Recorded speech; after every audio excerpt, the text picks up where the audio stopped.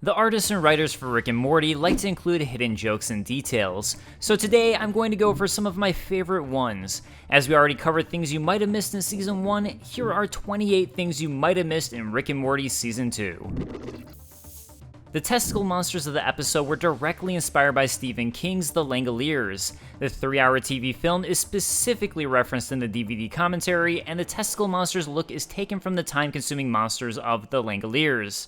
During the scene where Rick is beating the crap out of the testicle monster, with more and more versions of him beating the monster down as time keeps splitting, you can usually track the punches that land.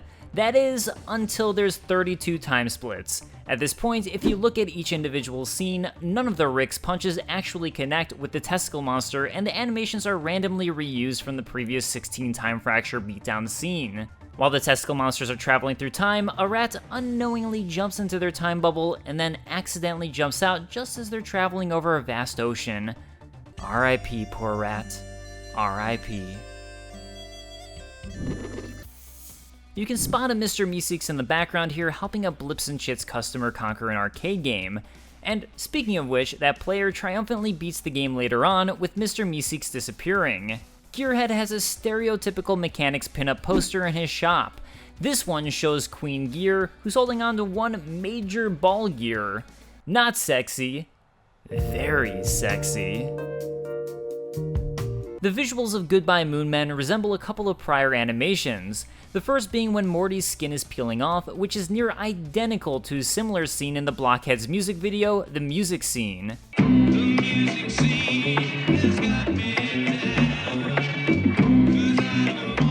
The 80s animation Malice in Wonderland likely also directly inspired Goodbye Moon Men, as you can see in the portion where Morty's face flips inside out. There's little measurements on the wall Rick runs up to with lines: 4 pixels, 5 pixels, and 6 pixels.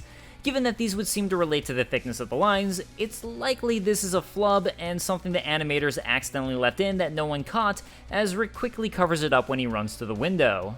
In the rundown section of Jerry Burry, where the Jerrys whose Ricks and Mortys abandoned them, or died, hang out, there's actually a Hungry for Apples sign referencing Jerry's failed campaign from Season 1, making this truly the dystopian Jerry location.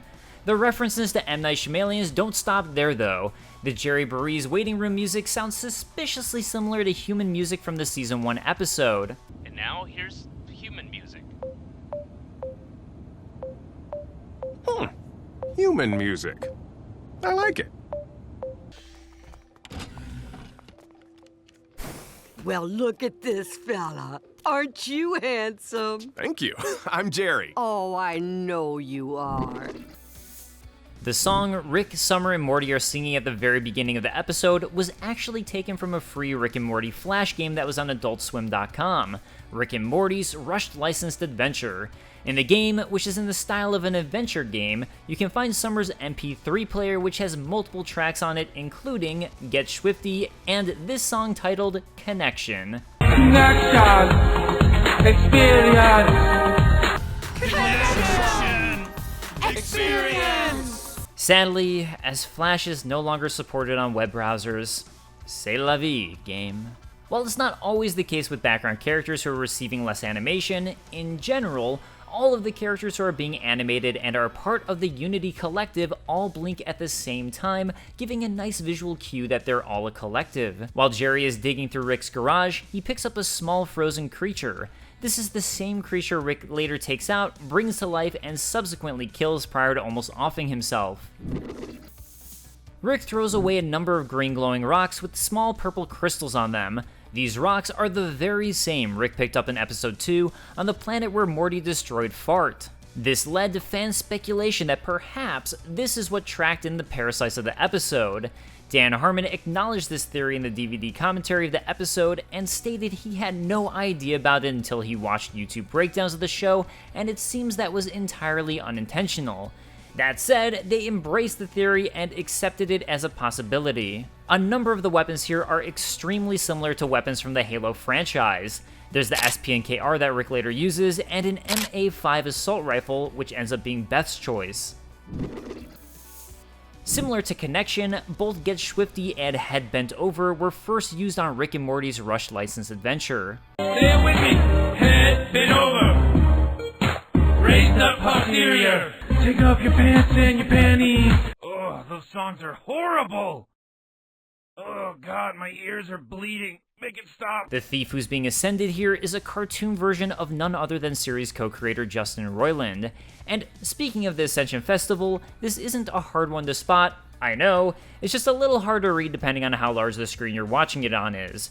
So, the guy who's being, ascended here is in trouble for being an inappropriate joke teller. Kinda gross, but on the ground next to Ice-T are a bunch of fingernail and or toenail clippings. Ugh. And for anyone who thinks they might be chips, later on in the episode you can see some chips on the ground here, and the clippings over here. The church sign that originally said, "God is great," at the beginning of the episode, now reads, "Head is great." I mean, I guess you can't argue with that. While most of the movie posters are pretty obvious here, like Three Brothers and French Toast, what you might not have noticed is that it's specifically Piece of Toast in French Toast, referencing the SNL sketch from Season 1's 60 Minutes. It's Saturday Night Live! Starring A Piece of Toast! Three Brothers, similarly, is likely a sequel to Two Brothers from the same episode. Some of the other film posters are for Squirts, House Party 8, Full House the movie, which looks more like a horror movie, and of course, Flaps, which looks like a movie about fat folds. Apparently the redhead with glasses background character who goes to high school with Morty has a twin, because in this scene, we see two of them in one shot, here and here. Right after Jerry's perception of Beth is scanned, a general screen appears on the scanner. On the screen, you can spot Bill Cipher from Gravity Falls. This isn't the first time the show's been referenced, as Justin Roiland is friends with Gravity Falls creator Alex Hirsch. The drawing Tiny Rick made of himself in his angsty piece titled Help Me, Morty and Summer is actually a drawing of Doc from Justin Roiland's short, The Real Animated Adventures of Doc and Marty. As I'm sure most of you already know, this short and Doc and Marty are what would later become Rick and Morty. Oh boy, Doc, I can't wait to shoot the first scene from my courtroom drama. I'm making it for regular mainstream television. That's so fast, Marty! During the Jan Michael Vincent trailer, there are a number of quadrants that need him. On the map shown, of the 16 quadrants shown, there are actually 2 quadrant H's. After the lady getting iced coffee disappears and iced coffee pours onto the ground, it actually slowly gets cleaned up throughout the episode. Later on, there's a Cuidado Piso Mojado, or Caution Wet Floor sign next to the coffee machine. Finally, by the time Steely shows up on Interdimensional Cable, the coffee is fully cleaned up with no caution sign to be found. One of the aliens watching Interdimensional Cable in the background, behind the hamster in a butt from Hamster and Butt World, enjoys the personal space lecture so much it's doing the same movement along with the lecture. 8. Personal space. 9. Personal space. Episode 10, The Wedding Squanchers, and Season 3's first episode, The Rick Shank Redemption, were originally intended as a 2-parter finale to the season. Instead, the second half was pushed to Season 3, and Dan Harmon wrote this episode, Look Who's Purging Now, to replace it as a filler episode in less than a day. The home of the ruling class elite on Purge Planet is quite literally Hearst Castle, located in San Simeon, Purge Planet. At the very beginning of the episode, you can now see a hole in the garage with boards over it, referencing the previous episode when Summer accidentally sent Rick's device through the roof. As Bird Person leaves his conversation with Beth and crosses to the right, he passes right through a guest in the background's drink. The fact that it was cut out this way would mean that the background alien was likely one full layer, so drink was put on top and cut out around the hands to appear as if it's in the alien's hand.